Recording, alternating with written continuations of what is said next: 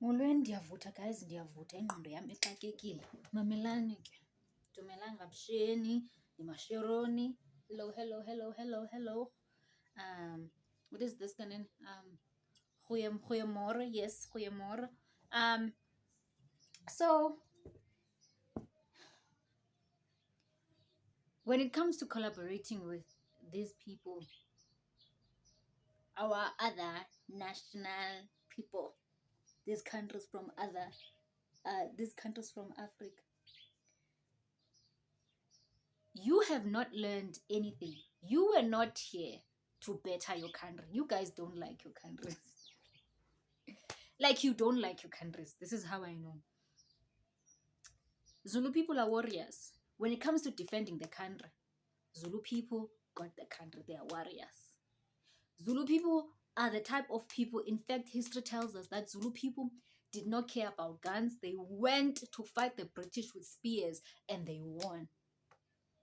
So when it comes to defending their women and their children and to defending the Bantu structure, we trust Zulu people because we know that they will fight for the country. We trust Xhosa people. The Anglo War, we trust Sotho people. They know how to go to war. So when our men, since now you are like, you don't know history, you don't know, to gaslight us, you don't know. South Africans were being helped in these countries when they were going through apartheid. Okay, fine. You did not allow them to integrate into the community. They were in the bushes. They were in the camps. Oh, Krizan, they were learning how to fight. They were training, military training in your home grounds, in your bushes, in your camps. Why were they doing that? Why were they not screwing your women and taking your country? No, their focus, their mandate was to train so that they can go back to South Africa and defend South Africa and defend that land and defend the children and defend the women. That was their mandate. Those are the kind of Bantu people that you don't want to talk about. Ne? If we're being honest, but you will meet a Nigerian and say, we've been here for 10 years. Why are you chasing us now? Oh, we've been here for 15 years. What have you learned? You have Boko Haram back in Nigeria. Women are being abused in your country. They need you to defend them. You are in South Africa among warriors. I'll repeat that, among warriors. Why didn't you utilize their intelligence? Why if your country is not bearable to live with and you guys are being targeted and you guys are being threatened, you live among Zulu men? Why didn't you ask the Bantu people, the Bantu men? Guys, history tells us that you guys were in this and this and this and you were defending your country. How do we go about defending our women and children back at home? You were busy integrating into our communities and impregnating the Bantu women instead of learning combat, instead of learning how to fight for your women and children back at home. You wasted your time here in South Africa. That's what you were supposed to do here. You were supposed to learn. You're supposed to learn from our ways. You are demolishing our Bantu structure. The very same thing that attracted you to come to South Africa. There's no South Africa without Bantu people. There's no South Africa without the Bantu structure. It would be in ashes if we left you guys here. But no, you were not doing that. You are not in bushes. You are not in camps. Congo children are being abused. Congolese children are dying. They are starving.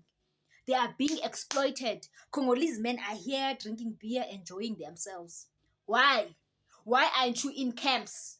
Why aren't you asking Xhosa men, Zulu men, and Sotho men, and Tsonga men? And why aren't you asking our men to help you defend your women and children back at home? Why aren't you doing that?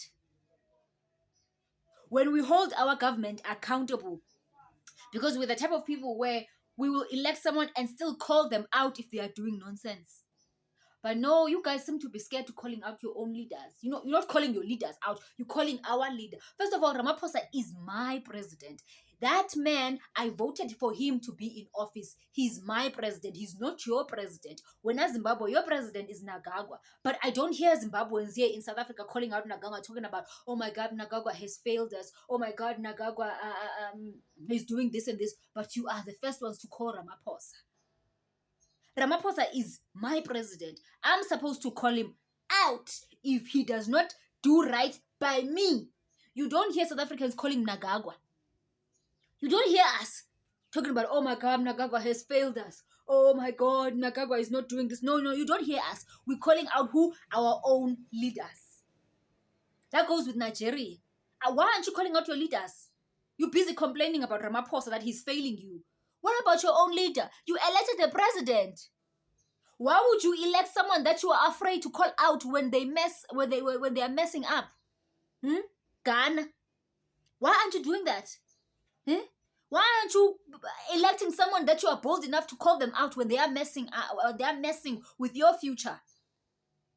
But you're the first ones to call Ramaphosa. Oh, Ramaphosa, this Ramaphosa is not your president. He's my president, along with my fellow South Africans. If you are not bold enough or courageous enough to call out your own leader, what gives you the right to call out my leader for his failures? You've forgotten who you are. You don't take pride in being who you are.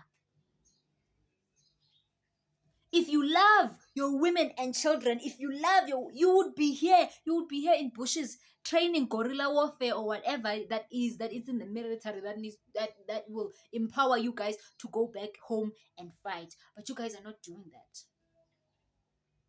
Which tells me that actually this bravery and this giant of Africanness is just a facade. It's just a facade. Because as a giant, why did you run away from your own country? Because you're afraid of dying, but you're willing to die in South Africa. Even though South Africans are saying you must leave their country because you are destroying their society. But that does not make any sense. That does not make any sense. So please, this gaslighting of yours, you've wasted your time. So don't cry here talking about, we have been here 10 years. You're the one that decided to waste your time, not us. You wasted your time. You should have trained yourself. You left women and children there defenseless. You should have been here training for them. After 2 years or even months, you would have been ready to go home and defend. And that's all I gotta say. Bye.